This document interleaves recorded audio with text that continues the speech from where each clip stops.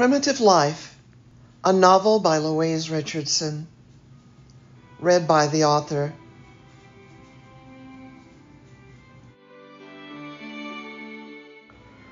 Chapter 2, Ancient History, entire chapter. In Chapter 1 of Primitive Life, we learned about the affair of Dr. Roy Nordstrom and his student, Leah Pollock, and of the internal politics of the Biological Sciences Department of Central Texas State University in Habsburg, Texas, and the marriage of Roy Nordstrom and his wife, Faye. Chapter 2 seems like a totally different book, and it takes place 4 million years in the past. Chapter 2, Ancient History. It was a beautiful day in ancient Africa's Great Rift Valley. It was always a beautiful day in the Great Rift Valley, but was more beautiful now that the rainy season was here.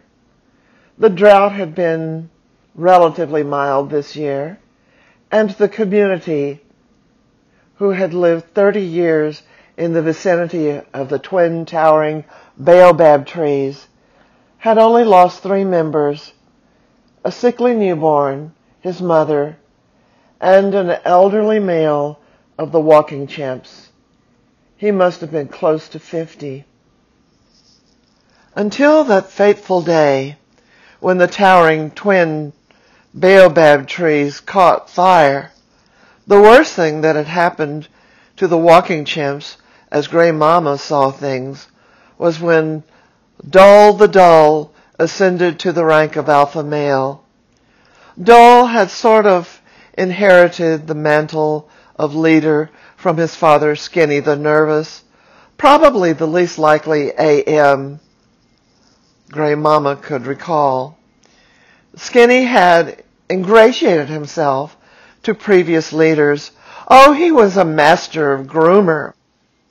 No one else could pick nits or fleas or bits of dried skin with quite his level of obsequious fastidiousness. But Gray Mama, for one, never would have thought of him as a leader, nor did she hold his predecessor, Red Wrinkles, in high regard. Red was a real backslapper, and he could hoot with alarm better than any chimp in the troop. For Gray Mama, his hoots were false alarms for phantom dangers which Red pretended to banish with too much bluster and fanfare. She never trusted his motives and wondered how the others could fall for his obvious overacting. And how could someone of his age not even sprout a single tuft of gray hair? He was brown to the point of redness and wrinkled to the point of absurdity, given the redness. So she thought of him as Red Wrinkles. Skinny the Nervous picked and nibbled fleas and dandruff to soothe the bereaved, and Dull frolicked, ate, and drank, and beat around the bushes, as he and his brother Quick had done in their youth as the privileged offspring of the chief prostrator and future alpha. Only Dull was grown now and still frolicking, whereas Quick had become a more serious and responsible chimp. Even back when the rest of the community was caught in a prolonged struggle against a troop of round-faced walking chimps, a separate species down by a distant stretch of river where the wild rice grew, Dull managed to frolic himself away from this hopeless conflict. After years of service to the more influential elders of their band, Skinny the Nervous graduated from being the one who prostrated himself before rival troops. Under Red, he had been the right-hand chimp, not really a powerful position as it turned out, but the one just a heartbeat away from power. Skinny was the consummate insider and took to his role of consoler-in-chief with alacrity. Whenever someone died, he would be there representing the alpha male. Skinny would perform the social grooming, but no one doubted it was on behalf of the AM. Gray Mama never had much use for either of the beating around the bush boys, but if she had to pick one as a likely leader, it would have been Quick rather than Dull. That's how she thought of them, quick and dull. Quick, at least, had the light of understanding in his eyes, and he was alert and quick enough to catch on to what was happening around him. On the other hand, Dull was a little slow on the uptake, which would have been fine with Gray Mama, except for the fact that the others were always so willing to excuse his blunders. Where Dull led, many a foolish chimp would follow. Gray Mama feared Dull would lead the fools right off a cliff or into quicksand one day, and no one but Gray Mama could see it coming. There came a time when Red Wrinkles, the old alpha male, became too blithering to lead anyone anywhere. Gray Mama discovered him one morning bathing playfully in a stagnant pool where dead leaves collected, turning the water a reddish brown, reminiscent of the AM's fur. There was a connection there somewhere, but Gray Mama couldn't quite put her finger on it. In the past, Red would have leapt out of the puddle, embarrassed upon being caught acting strangely. This time, he paid Gray Mama no heed and went on happily, splashing away like an infant. As the beta male, Skinny the Nervous just happened to be sucked into this vacuum of power.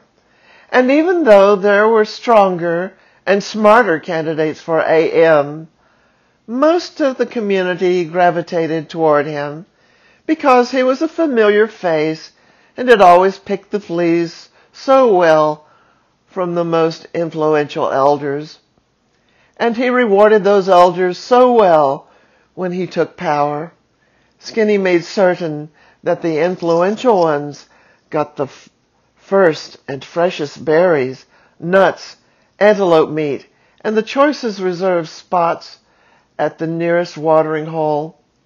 As for the rest of the community, the leftovers would eventually trickle down to them. For a time, all seemed well enough. The rains were generous, and no other bands of walking chimps intruded onto the lives of the community. Most were content to get the leavings of the privileged. Eventually, though, there was a bad dry season. It wasn't the worst in memory. Gray Mama and her contemporaries had all lived through the Great Drought, after all. But the younger generation had never experienced real scarcity, and the Skinny the Nervous recession was bad enough. The well-off, at least, were eating as well as ever. Then, as luck would have it, a smaller but more aggressive troop of walking chimps of their same species encroached on the far end of the territory at the confluence of two great rivers. It was actually beyond the troop's boundaries, but Skinny the Nervous wanted the water rights. He rallied the able-bodied while his offspring Dull continued to frolic. The alpha male of the other band was notoriously nasty. He bullied his own group mercilessly. Skinny and the gang felt no regret in beating the intruders to a pulp. Intruders, although it was their own land. Even killing some of them, leaving their corpses to the hyenas, the vultures, and the marabou storks. These interlopers were so thoroughly routed that many in Grey Mama's troop wanted to chase after them and kill Nasty once and for all.